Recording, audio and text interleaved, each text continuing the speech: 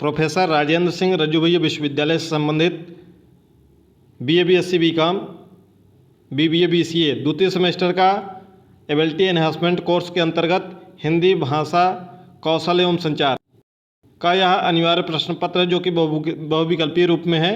यदि यह प्रश्न पत्र और किसी भी विश्वविद्यालय में चलता होगा तो आपके लिए यह फ़ायदेमंद हो सकता है, तो इस वीडियो को लास्ट तक देखिएगा। साथ ही साथ जिन्होंने इस परीक्षा को दिया है इसका आप आंसर आप मैच कर सकते हैं। यह आपका बुकलेट कोड D के अनुसार है। इसके अलावा आप हो सकता है आपका बुकलेट A रहा हो सकता है कि आपका बुकलेट B रहा हो या C रहा हो, तो आपका प्रश्न का केवल क्रम आगे पीछे हो सकता है, बाकी प्रश्न वही रहेंगे। तो चलिए एक एक करके देख लेते हैं। हमने जो लगभग आपको जितने भी थ्योरी पढ़ाया था और जितना भी MCQ कराया था, बहुविकल्पी कराया था, उसी में से आपके प्रश्न आए हैं।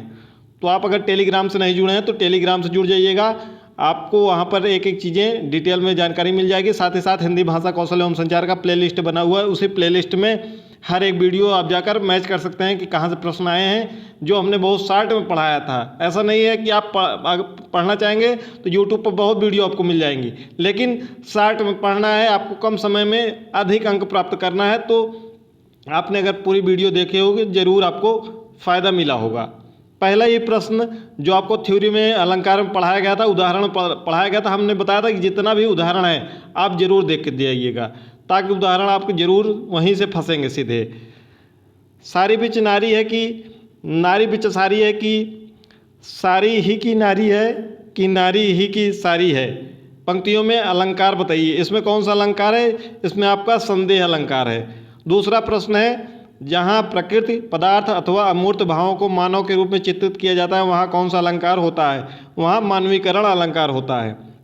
ये भी पढ़ाया गया था। अंग्रेजी भाषा का शब्द पहचानिए, तो अंग्रेजी भाषा का शब्द यहाँ पर ऑप्शन आपका D सही होगा, पुलिस या फ्रांसीसी भाषा का शब्द है। बाकी एक भी शब्द आपके अंग्रेजी भाषा के इर्द गिर्द भी नहीं है, ठीक है, तो यह आपका सही ऑप्शन होगा D। अगला प्रश्न है, आकाश का विलोम क्या होगा? आकाश का विलोम आपका पाताल होगा। पांचवा प्रश्न है, पवन का पर्यायवाची है, तो पवन का पर्यायवाची क्या होता है? हवा, ठीक है। अगला प्रश्न है, कुत्ते की मौत मरना, मुहावरे का अर्थ क्या होगा? बुरी तरह मरना। अगला प्रश्न है, जो कभी नहीं मरता के लिए सही शब्द बताइए। जो कभी नहीं मरता यानी कि अमर।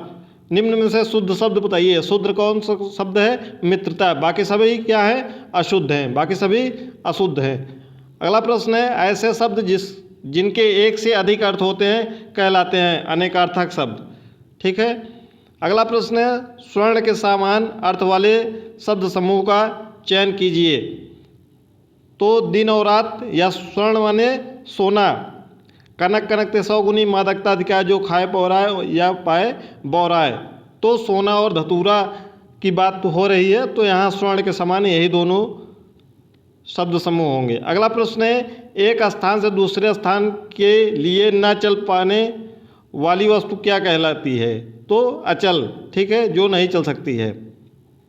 अगला प्रश्न है, जल का सही अर्थ। जल का सही अर्थ इसमें क्या होगा? पानी होगा। अगला प्रश्न है, वन के लिए सही शब्द बताइए। वन के लिए सही शब्द क्या होगा? जंगल होगा। अगला प्रश्न है, अंधकार का विलोम क्या होगा? तो अंधकार का विलोम क्या होगा? प्रकाश होगा। अगला प्रश्न है, रात्रि से मिलता जुलता तद्भव होगा। तद्भव यानी कि हिंदी, ठीक है, तो रात। जहाँ जाना कठिन हो के लिए सही शब्द है, तो जहाँ जाना कठिन हो यानी कि दुर्गम। जो स्थान जाने के लिए कठिन होते हैं वहाँ दुर्गम स्थान उनको बोलते हैं।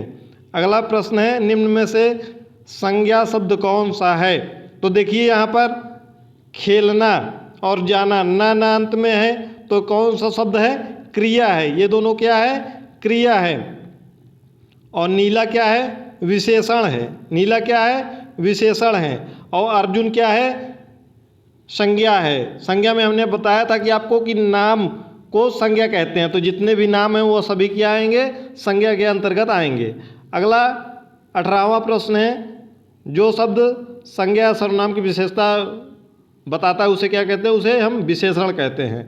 अगला प्रश्न है, ओठ का सही रूप क्या है? तो ओठ का सही रूप क्या होगा? ओष्ठ। अगला प्रश्न है अचरज का शुद्ध रूप है। अचरज का शुद्ध रूप क्या है? आश्चर्य है। अगला प्रश्न है कौन सा शब्द शुद्ध है? तो इसमें देखिए हम शुद्ध लिख दे रहे हैं, अमरूद होगा। यहाँ पर लिखा है अरमूद। बहुत लोग बोलते हैं ना अरमूद बोलते हैं। कार्यक्रम ये शुद्ध होगा, ये भी अशुद्ध लिखा है। स्थान ये शुद्ध है, ये पूज्य लिखा है, पूज्य होगा। ठीक है, तो इसमें ऑप्शन नंबर सी। अगला 22 नंबर प्रश्न, वह शब्द चुनिए जो अशुद्ध है। इसमें देखिए पुष्प शुद्ध है, प्राण शुद्ध है, क्षमा शुद्ध है। आपको पढ़ाया भी गया होगा शुद्ध अशुद्ध में। अनुकूल, ये जितने ऑप्शन हैं आपको शुद्ध अशुद्ध में पढ़ाए गए हैं। तो अनु ना में छोटा ऊ की मात्रा और का में बड़ा ऊ की मात्रा यहाँ पर उल्टा दिया हुआ है। तो विकल्प नंबर डी पूछ रहा है कि कौन सा अशुद्ध है। शुद्ध नहीं पूछ रहा है, अशुद्ध पूछ रहा है। तो शुद्ध होगा अनुकूल। अगला प्रश्न है मेरा कुत्ता है। वाक्य में रिक्त स्थान के लिए उपयुक्त विशेषण चुनिए। तो यह विशेषण कौन सा होगा? मेरा कुत्ता काला है। ठीक है। अगला प्रश्न है 24, निम्न में से संख्यावाची विशेषण पहचानिए। संख्यावाची हमने बताया था 1 2 यानी जितनी भी गिनतियाँ हैं वह सभी संख्यावाची विशेषण में आते हैं। आपको विशेषण में पढ़ाया था। किस शब्द से कार्य के पूर्ण होने का पता चलता है? तो जाऊंगा यानी कि यह भविष्य के लिए बता रहा है, पूर्ण नहीं हो रहा है, आगे होगा, भविष्य में जाऊंगा। मैं कल जाऊंगा, मैं कल गया या मैं कल गया था। ठीक है, तो यह पूर्ण हो गया है यह कार्य। तो विकल्प नंबर बी आपका सही होगा। अगला प्रश्न है जो शब्द क्रिया की विशेषता बताता है उसे क्या कहते हैं? तो जो शब्द क्रिया की विशेषता बताता है उसे हम क्रिया विशेषण कहते हैं। इसको हमने क्रिया में पढ़ा था। अगला प्रश्न है महान है जो कवि के लिए उपयुक्त समासिक पद क्या होगा? तो महान है जो कवि यानी कि महाकवि। अगला प्रश्न है विजयी विश्व तिरंगा प्यारा झंडा ऊंचा रहे हमारा, पंक्तियों में कौन सा रस है? तो इसमें वीर रस का बोध हो रहा है। अगला प्रश्न है गालन पे हिले लाल गुलाब, पंक्ति में रस बताइए। तो यहाँ पर वीर रस होगा नहीं, रौद्र रस होगा नहीं, भयानक रस होगा नहीं। यहाँ पर श्रृंगार रस होगा। जहाँ पर प्रेमी प्रेमिका पति पत्नी के मिलने की बात हो या प्यार का बात हो तो यहाँ पर श्रृंगार रस होगा। अगला है 30, निम्न में से कौन सा एक रस का प्रकार नहीं है? तो यहाँ पर श्रृंगार रस, करुण रस। ठीक है, और अगला वीर रस, और यहाँ पर यह क्या है? अनुप्रास क्या है? अलंकार है। अगर आपने थोड़ा सा भी वीडियो एक बार देखा होगा, कहीं से भी कुछ भी नहीं पढ़ा होगा, तो आपके आसानी से 70 से 75 अंक आ जाएंगे। 70 अंक तो आसानी के साथ आ जाएंगे और ये आपके परसेंटेज को बढ़ा देगा बहुत अच्छे तरीके से। किस छंद के प्रत्येक चरण में 16-16 मात्राएं होती हैं? इसको भी हमने पढ़ाया था। यह छंद है कौन सा? चौपाई, जिसमें पूर्ण विराम होता है। ठीक है, प्रत्येक चरण में 16-16 मात्राएं। इसको बहुत शॉर्ट में पढ़ाया है, 8 से 10 मिनट की वीडियो है। निम्न में से कौन सा एक छंद का प्रकार नहीं है? तो कौन सा छंद नहीं है इसमें? यमक क्या है? इसमें अलंकार है। यमक क्या है? अलंकार। आपसे पूछ रहा है कौन सा छंद नहीं है? बाकी सब छंद हैं, दोहा छंद है, चौपाई छंद है, सोरठा छंद है। तो आपने पढ़ा होगा। यहीं पर ध्यान आपको देना, नहीं पूछा है। ज़्यादातर में आपको इसी से थोड़ा सा कंफ्यूज किया है। अगर आप थोड़ा सा भी भटके तो गलत हो जाएगा। तो यहाँ पर ऑप्शन नंबर आपका बी सही होगा, यमक अलंकार। बाकी सभी छंद हैं। अगला है तरनी, तनुजा, तट, तमाल, तरुअर, बहुछाए। इसको हमने अपने अलंकार में जहाँ पर पढ़ाया वहाँ पर उदाहरण बताया। इसीलिए हमने कहा था कि जितने भी उदाहरण हमने बता रहे हैं उसको जरूर देखते चलिए। यहाँ पर कौन सा अलंकार होगा? यहाँ पर आपका अनुप्रास अलंकार होगा। यहाँ पर कौन सा अलंकार होगा? अनुप्रास अलंकार होगा। अगला प्रश्न है अग्नि का तद्भव होगा। तद्भव, तद्भव यानी कि बाद में जो हुआ हो, यानी कि हिंदी। तो हिंदी इसमें कौन सा है? पानी, राख, आग, पत्थर। तो इसमें अग्नि का तद्भव क्या होगा? अग्नि का तद्भव होगा आग। ठीक है, अग्नि तत्सम है और आग क्या है? तद्भव है। अगला प्रश्न है कार्य का तद्भव रूप क्या होगा? तो कार्य का तद्भव क्या होगा? काज होगा। ठीक है, अगला प्रश्न है अपना उल्लू सीधे करना क्या अर्थ है? तो अपना उल्लू सीधे करना यानी कि स्वार्थ सिद्ध करना। ठीक है, अगला प्रश्न है अत्यंत क्रोधित होना किस मुहावरे का अर्थ है? तो अत्यंत क्रोधित होना यानी कि आग बबूला होना। अगला प्रश्न है कहावत का शाब्दिक अर्थ क्या होता है? कहावत का शाब्दिक अर्थ होता है कही हुई बात। अगला प्रश्न है अग्ल बड़ी या भैंस, इसका क्या अर्थ है? तो शारीरिक शक्ति से बुद्धि का श्रेष्ठ होना, विकल्प नंबर सी। अगला प्रश्न है देवर्षि का संधि विच्छेद होगा, देवधन ऋषि, देवधन ऋषि, बाकी सभी तो सीधे सीधे ही गलत है, उसमें कुछ करना ही नहीं है। भोजन धन आलय के मेल से कौन सा शब्द बनेगा? भोजनालय यानी कि दीर्घ संधि है। अगला विद्यार्थी का संधि विच्छेद कीजिए, विद्याधन अर्थी, विद्याधन अर्थी यानी विकल्प नंबर 4। अगला प्रश्न है आपका दो या दो से अधिक शब्दों के योग को क्या कहते हैं? तो इसको क्या कहते हैं आपको? समास। इसमें क्या कहते हैं? समास। अगला प्रश्न है यथा धन शक्ति दोनों पदों के मिलने से कौन सा समासिक पद बनेगा? यथा शक्ति, यह भी उदाहरण के अंतर्गत आया था आपके, जो भी हमने जब समास पढ़ा था। विद्यार्थी का संधि विच्छेद हमने बता दिया है। अच्छा, आगे बढ़ते हैं 45 नंबर। कमल नयन का समास विग्रह होगा, तो कमल नयन का समास विग्रह क्या होगा? कमल के समान नयन। अगला प्रश्न है निम्न में से पूर्ण विराम बताइए। आपको बताया था जब चिन्ह के बारे में पढ़ाया तो ये तो आप वैसे भी शुरू से ही जानते हैं कि पूर्ण विराम का यही चिन्ह है। अगला प्रश्न है कौन सा शुद्ध है? तो इसमें बीमारी होगा, इसमें क्या होगा? क्षमा हो सकता है, ठीक है। आलस्य हो सकता है, आलस नहीं, आलस्य, तो यह सब गलत हैं। शुद्ध आपका गणित है। अगला प्रश्न नंबर 49, अंग्रेजी भाषा का शब्द पहचानिए। तो अंग्रेजी भाषा का शब्द क्या है? यहाँ पर इंच, ये शब्द हमने नहीं पढ़ाया था। ये तो जितने जो भी 2 प्रश्न ऐसे आए हैं अंग्रेजी भाषा का शब्द, उसको दोनों को हमने नहीं पढ़ाया है। अगला 60 नंबर प्रश्न है निम्नांकित में सर्वनाम बताइए। तो इसमें सर्वनाम क्या है? वह, मेज, हाथी और श्याम, ये तीनों क्या हैं? ये तीनों संज्ञा हैं। सर्वनाम उसे कहते हैं जो संज्ञा के स्थान पर प्रयोग होते हैं, ठीक है। तो वह इसमें क्या है? सर्वनाम है। अगला 51 नंबर प्रश्न है रामू किताब पढ़ता है, निम्न से किस शब्द में कोई कार्य किए जाने का पता चलता है? कौन सा कार्य हो रहा है इसमें? पढ़ना, ठीक है, पढ़ना कार्य हो रहा है, क्रिया। अगला प्रश्न है कोयल के समान अर्थ देने वाला शब्द है, यानी कोयल किसको कहते हैं? कोकिल को, ठीक है। न तो सर्प को कहते हैं, न तो रात को कहते हैं, न तो नदी को कहते हैं। चालाक किस शब्द का पर्यायवाची है? तो चालाक का पर्यायवाची क्या होगा? होशियार। चालाक का पर्यायवाची होशियार। कौन सा शब्द गंगा का पर्यायवाची नहीं है? तो गंगा का पर्यायवाची भागीरथी है, सुरसरी है, देव नदी है, ये तीनों क्या हैं? गंगा का पर्यायवाची है। हिमालय गंगा की पर्यायवाची नहीं है, ऑप्शन नहीं पूछा है। अगला 55 नंबर प्रश्न है चांद का अर्थ क्या है? तो चांद का अर्थ क्या है? शशि।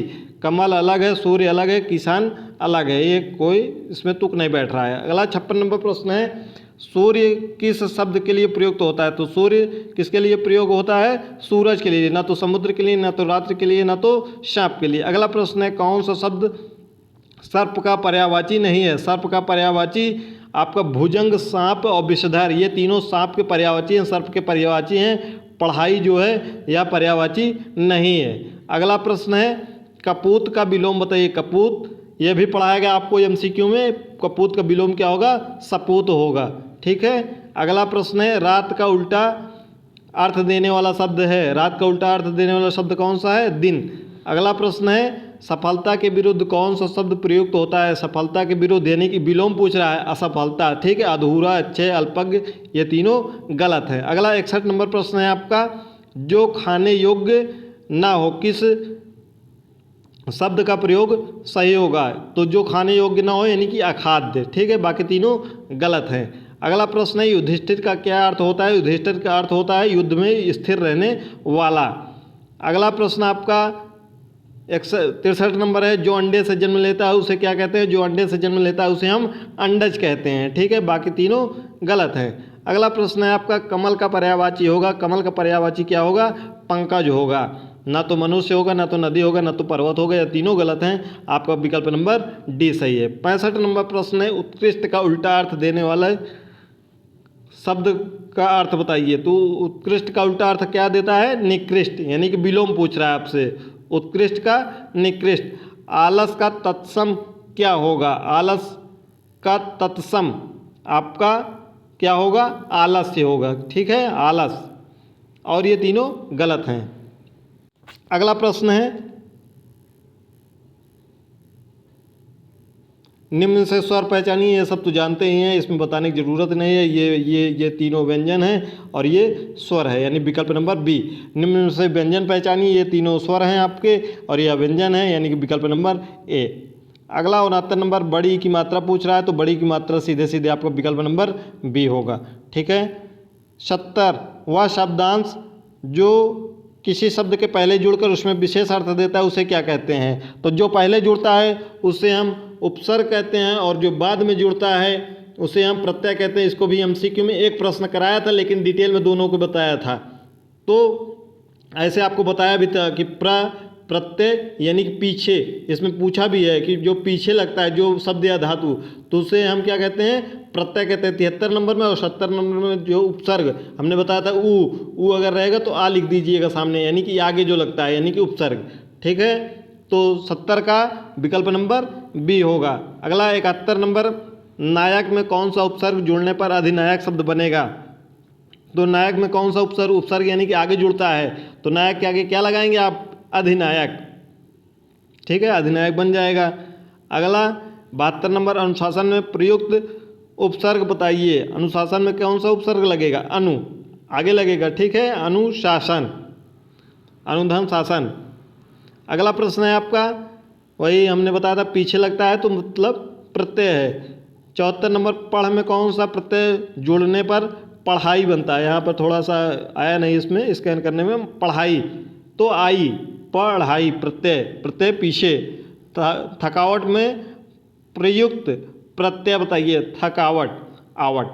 ठीक है, तो यह 75 प्रश्न थे। आपके कितने प्रश्न सही हुए कमेंट बॉक्स में जरूर बताइएगा कि आपके 75 में से कितने प्रश्न सही हुए। साथ ही साथ आप कमेंट करके ये भी बताइएगा कि हिंदी भाषा और कौशल एवं संचार की जो हमने कक्षाएं चलाई थी, जो हमने एमसीक्यू कराए, उससे आपको कितना फ़ायदा मिला, कितने आपके प्रश्न उसमें से सही हुए। आपको बहुत ही शॉर्ट में, क्योंकि पढ़ना तो यूट्यूब पर आपको बहुत से क्लासेज मिल जाएंगी, बहुत शॉर्ट में कितना अच्छे से पढ़ाया है, बहुत कम समय में, और आपको एमसीक्यू भी बहुत कम समय में शॉर्ट में कराया है। तो आप लोग कमेंट करके ज़रूर बताइएगा कि आपके 75 में से कितने अंक बन रहे हैं।